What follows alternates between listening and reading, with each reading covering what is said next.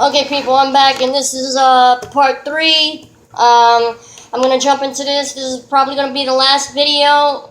I do want to discuss. I want to start first before I jump into the third, the final issue, the withdrawal issue. I call it the final one because it lasts the longest, in my opinion.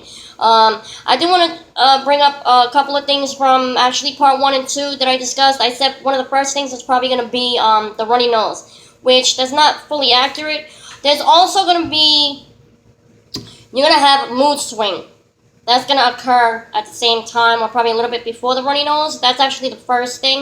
And, you might want to explain this to people, like give them a heads up or just like warn them or something and be like, look, even if you don't want to discuss it, find somebody that you're close with. If you live alone, find like a friend, a close confidant, or somebody you could trust. Explain to them the situation was going on and apologize ahead of time and be like, look, this, if I get, bitchy or if I act like a bastard or a prick with you, I'm just apologizing up front. Please bear with me. I'm going through this. It's not intentional. I'm not trying to be like this with you. I'm not trying to be a dick or I'm not trying to be a bitch. It is what it is. It's really hard. I have no control over it at this point. I'm going to be agitated. I'm going to be irritable. I'm going to be going through mood swings. I'm going to want to punch somebody in the face or something, which is good to, if you work out, which is good to probably go to a gym, hit a punching bag or something, and take it out in like a bag for a little bit. I don't have something like that. So, but thankfully I do have my girlfriend. I'd rather not involve my parents because I don't want to feel like I'm disappointing them. Feeling like, like you start blaming yourself, feeling like this is all your fault. My girlfriend's very supportive at the time. I have taken out shit on her. And I did feel bad about it, but I explained to her, she's very understanding and she's been very supportive with this whole ordeal that I'm going through. My mom, she's not aware of it. I'd rather her not. Like I said, I don't want to disappoint other people in my life. And, you got to realize that this isn't your fault, A lot of people think it is that their fault, that they got them, they could have did something different. No, it's not. You couldn't have, because, honestly, I'm going to break it down for you before I get into this last withdrawal problem. So, hold up with me. Listen, hear me out.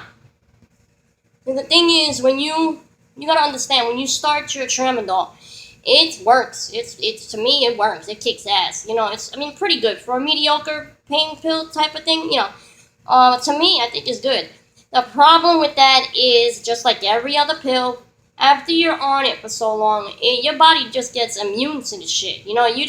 The dose that you're supposed to be on, that you're prescribed, like me, we're taking 2, every 4 hours, 4 to 6 hours. You start with the 2 every 4 hours, and then suddenly shit ain't working no more. It feels like you're not even on anything. The pain is coming back, and you're like, why the hell is this shit not working?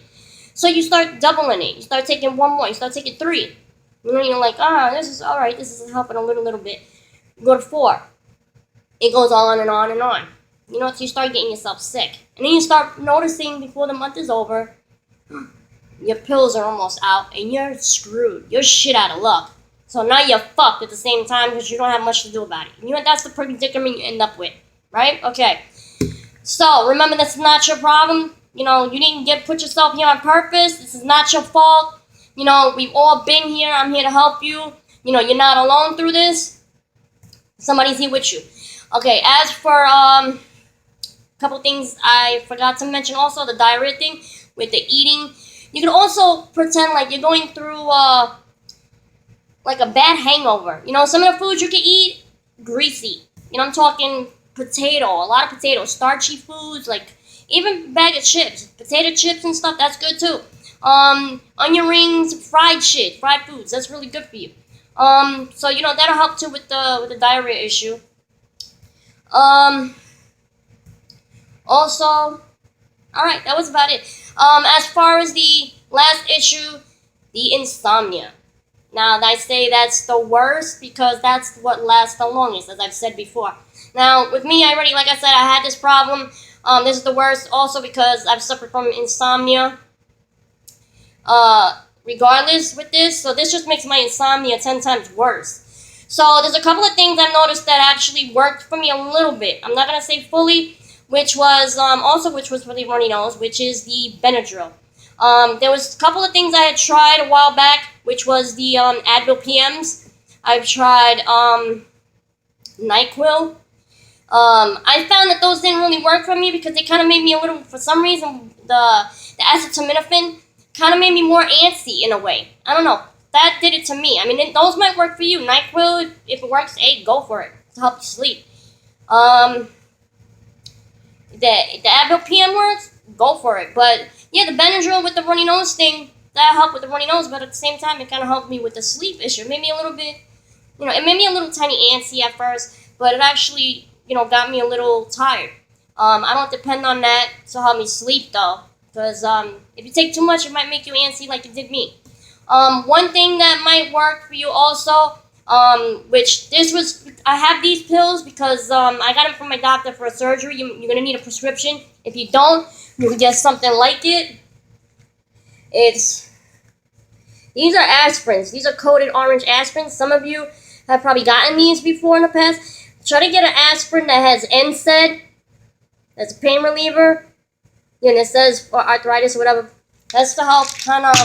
A lot of times those pain relievers are actually going to help you with the sleep. They're not going to make you sleepy, but it's going to help you with your insomnia. It's something about it with the milligrams.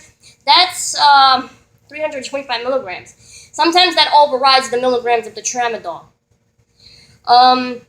Okay, this is what actually does work. I don't have any yet. I'm actually planning on picking up some tomorrow, which is the melatonin. That's over the counter. It's kind of like a hormonal type of pill also. It kind of gets your balance of your sleeping like back in order. It takes a little bit of time to work, but it'll also make you a little bit drowsy. And it's not habit forming. You won't get addicted to it, so you don't have to worry about that. But I think that's about it. I mean, if you have any further questions, any way I can help you with anything, I'm here for you. You're not alone. Just remember, you're not going through this by yourself. This is not your fault. There's people here that care about you and want to help you pull through this. And I think you're strong enough to get yourself through this. I think after you beat the first week, you'll be solid. I think you can pass the last two, and usually after a week and a half, you're pretty good. You make the rest of the way. So I'm here in the background wishing you guys luck. Good luck with this. Hopefully some of the advice I gave you and the remedies I try to help you with, they work for you. If not, like I said, give me drop me a line below. You need help with anything, leave me some questions. I'll try to help you the best way I can. I'll try to be here for you, give you a little bit of emotional support, whatever, if I could do for you, I'm going to do. So, peace out, people. Good luck with your journey. And, I know you could be a fighter. You can all fight this and get through this. Don't be a quitter. I know you could, think positive. You're strong enough to get through this. All right, so good luck, people, and God bless.